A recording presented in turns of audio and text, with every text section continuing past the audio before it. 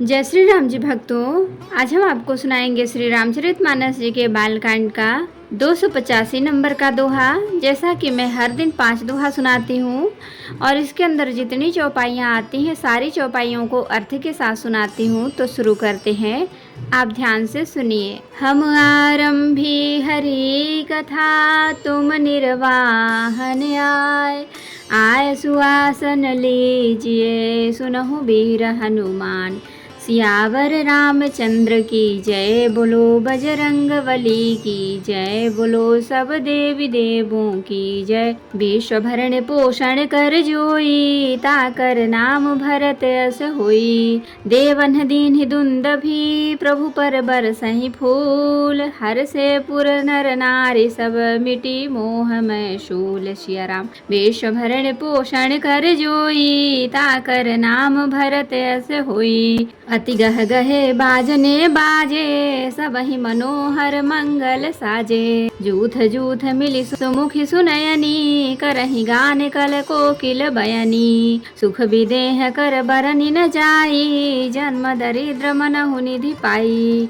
विगत त्रास भय सिय सुखारी, जनु विधु उदय चकोर कुमारी। जनक दीन कौशिक ही प्रणामा, प्रभु प्रसाद धनु भंजऊ रामा। ही कृत कृत्य कीन्ह दुहु भाई, अब जो उचित सो कहिय गुसाई। कह मुनि सुन नर नाथ प्रवीणा, रहा विवाहु चाप आधीना। टूटत ही धनु भयउ विवाहु, सुर नर नांग विदित सब काहू। विश्व भरण पोषण कर जोई, ताकर नाम भरत अस होई। तदपि जाई तुम करहूँ अब, जथा वंश व्यवहार। बूझ विप्र कुल वृद्ध गुर, वेद विदित आचार। सिया राम। विश्व भरण पोषण कर जोई, ताकर नाम भरत अस होई। दूत अवधपुर पठवहु जाई, आनहि नृप दशरथ ही बुलाई। मुदित राउ कहि भले ही कृपाला, पठे दूत बोलिते ही काला। बहुरी महाजन सकल बुलाए, आई सबन ही सादर सिर नाये। हाट बाट मंदिर सुरबासा, नगर सवारहु चारिहु पासा। हरसि चले निज निज ग्रह आए, पुनि परिचारक बोली पठाए। रचहु विचित्र बितान बनाई, सिर धरि बचन चले सचुपाई। पठे बोली गुनी तिन्ह नाना, जे बितान विधि कुशल सुजाना। विविध बंदी तिन्ह कीन्ही आरंभा, बिरचे कनक कदली के खंभा। विश्व भरण पोषण कर जोई, ताकर नाम भरत अस होई। हरित मनिन के पत्र फल, पदुम पराग के फूल। रचना देखी विचित्र अति, मनु बिरंची कर भूल। सिया राम। विश्व भरण पोषण कर जोई, ताकर नाम भरत अस होई। तेनु हरित मनि मैं सब कीन्हे, सरल सपर बरहि नहीं चिन्हे। कनक कलित अहि बेली बनाई, लखि नहीं परई सपर न सुहाई। तेहि के रचि पचि बंध बनाए, बिच बिच मुक्ता दाम सुहाए। मानिक मरकत कुलिस पिरोजा, चीरि कोटि पचि रचे सरोजा। ए भृंग बहुरंग बिहंगा, गूंजहि पवन प्रसंगा। सुर प्रतिमा खंभन गहि काढ़ी, मंगल द्रव्य लिए सब ठाढ़ी।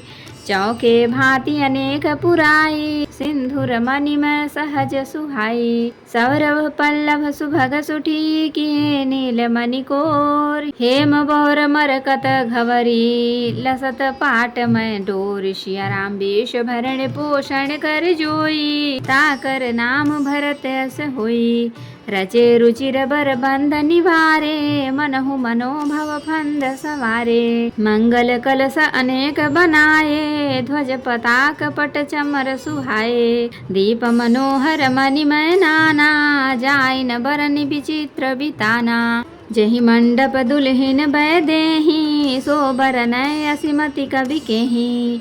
दुलहु राम रूप गुण सागर, सो बितानु तिहु लोक उजागर। जनक भवन कै शोभा जैसी, ग्रह ग्रह प्रतिपुर देखिय तैसी। जहीं तेरे होती तहीं समय निहारी, तहीं लघु लगहि भवन 10 चारी। जो संपदा नीच ग्रह सोहा, सो बिलो की सुर नायक मोहा। विश्व भरण पोषण कर जोई, ताकर नाम भरत यस होई। बसई नगर जहीं लाछी करी, कपट नारी बर बेस। तहीं पुर कै शोभा, कहत सकुचहि सारद से। खुशिया राम विश्व भरण पोषण कर जोई, ताकर नाम भरत यस होई। पहुँचे दूत रामपुर पावन, हरसे नगर बिलो की सुहावन।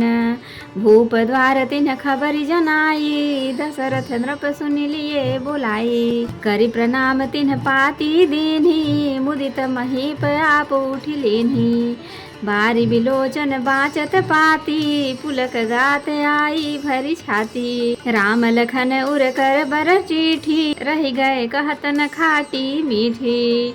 पुनि धरि धीर पत्रिका बाची, हरसि सभा बात सुनि साची। खेलत रहे तहाँ सुधि पाई, आए भरत सहित हित भाई। पूछत यति स्नेह सकुचाई, तात कहाँ ते पाती आई। विश्व भरण पोषण कर जोई, ताकर नाम भरत यस होई।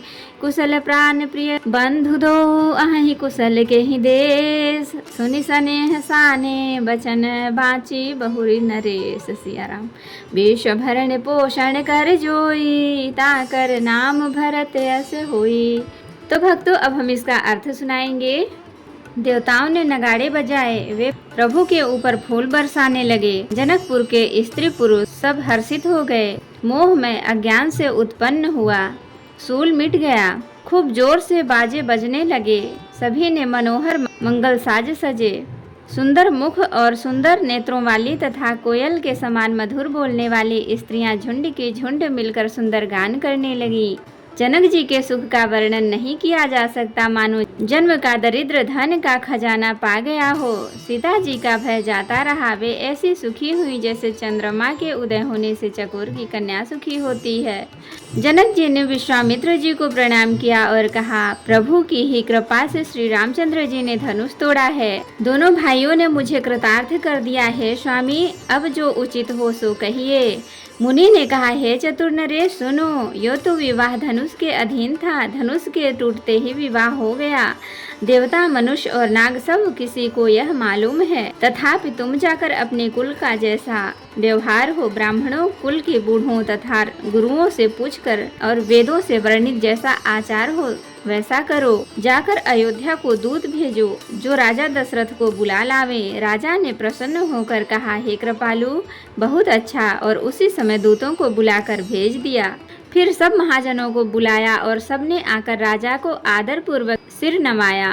राजा ने कहा, बाजार, रास्ते, घर, देवालय और सारे नगर को चारों ओर से सजाओ। महाजन प्रसन्न होकर चले और अपने अपने घर आए। फिर राजा ने नौकरों को बुला भेजा और उन्हें आज्ञा दी कि विचित्र मंडप सजाकर तैयार करो। यह सुनकर वे सब राजा के वचन सिर पर धरकर और सुख पाकर चले। उन्होंने अनेक कारीगरों को बुला भेजा जो मंडप बनाने में कुशल और चतुर थे। उन्होंने ब्रह्मा की वंदना करके कार्य आरंभ किया और पहले सोने के केले के खंभे बनाए, हरी हरी मणियों, पन्ने और पत्ते और फल बनाए तथा पद्मराग मणियों, माणिक के फूल बनाए। मंडप की अत्यंत विचित्र रचना देखकर ब्रह्मा का मन भी भूल गया। बांस सब हरी हरी मणियों, पन्ने के सीधे और गांठ में युक्त ऐसे बनाए जो पहचाने नहीं जाते थे कि मणियों के हैं या साधारण सोने की ही सुंदर नागबेली। पान की लता बनाई जो पत्तों सहित ऐसी भली मालूम होती थी कि पहचानी नहीं जाती थी। उसी नागबेली के रचकर और पच्चीकारी करके बंधन बांधने की रस्सी बनाए। बीच बीच में मोतियों की सुंदर झालरें, माणिक, पन्ने, हीरे और फिरोज, इन रत्नों को चीर कर, कोर कर और पच्चीकारी करके इनके लाल, हरे, सफेद और फिरोजी रंग के कमल बनाए। भौरे और बहुत रंगों के पक्षी बनाए जो हवा के सहारे गूंजते और कूंजते थे। खंभों पर देवताओं की मूर्तियां गढ़कर निकाली जो सब मंगल द्रव्य लिए खड़ी थी। गज मुक्ताओं के सहज ही सुहावने अनेकों तरह के चौक पुराए। नीलमणि को कोरकर अत्यंत सुंदर आम के पत्ते बनाए। सोने के बौर, आम के फूल, रेशम की डोरी में बांधे हुए पन्ने के बने फलों के गुच्छे सुशोभित हैं। ऐसे सुंदर और उत्तम बंधनवार बनाए मानो कामदेव ने फंदे सजाए हों। अनेकों मंगल कलश और सुंदर ध्वजा पताका, पर्दे और चंबर बनाए, जिसमें मणियों के अनेकों सुंदर दीपक हैं। उस विचित्र मंडप का तो वर्णन ही नहीं किया जा सकता, जिस मंडप में जानकी जी दुल्हन होंगी। किस कवि की ऐसी बुद्धि है जो उनका वर्णन कर सके। जिस मंडप में रूप और गुणों के समुद्र श्री रामचंद्र जी दूल्हे होंगे, वह मंडप तीनों लोकों में प्रसिद्ध होना ही चाहिए। जनक जी के महल की जैसी शोभा है, वैसी ही शोभा नगर के प्रत्येक घर की दिखाई देती है। उस समय जिसने तिरहुती को देखा, उसे 14 भुवन तुच्छ जान पड़े। जनकपुर में नीच के घर भी उस समय जो संपदा सुशोभित थे, उसे देखकर इंद्र भी मोहित हो जाता था। जिस नगर में साक्षात लक्ष्मी जी कपट से सरस्वती का रूप वेश बनाकर बसती हैं, उस पुर की शोभा का वर्णन करने में सरस्वती और शेष भी सकुचाते हैं। जनक जी के दूत श्री रामचंद्र जी की पवित्र पुरी अयोध्या में पहुँचे। सुंदर नगर देखकर वे हर्षित हुए। राजद्वार पर जाकर उन्होंने खबर भेजी। राजा दशरथ जी ने सुनकर उन्हें बुला लिया। दूतों ने प्रणाम करके चिट्ठी दी। प्रसन्न होकर राजा ने स्वयं उठकर उसे लिया। चिट्ठी बाँचते समय उनके नेत्रों में जल, प्रेम और आनंद के आंसू छा गया। शरीर पुलकित हो गया और छाती भर आई। हृदय में राम और लक्ष्मण हैं, हाथ में सुंदर चिट्ठी है। राजा उसे हाथ में लिए ही रह गए, खट्टी मीठी कुछ भी कह न सके। फिर धीरज धरकर उन्होंने पत्रिका पढ़ी।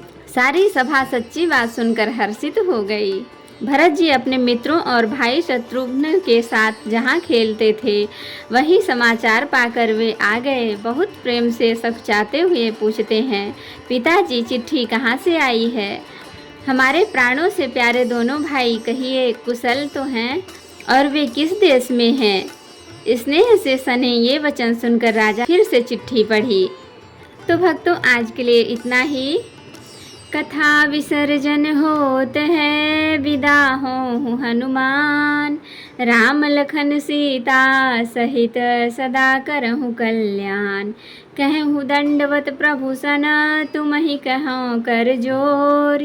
बार बार रघुनाथ कहीं, सुरत करायहु मोर। नाथ एक बर मांगेऊ, सोई कृपा कर देऊ। जन्म जन्म प्रभु पद कमल, कबहु घटे जननी। होशियावर रामचंद्र की जय, बोलो बजरंगबली की जय, बोलो सब देवी देवों की जय। तो भक्तों, अगर वीडियो पसंद आए तो लाइक करें, शेयर करें, कमेंट करें और सब्सक्राइब भी कर लें, ताकि मेरी हर वीडियो आपको आसानी से मिल सके। जय श्री राम जी भक्तों, आपका दिन शुभ हो।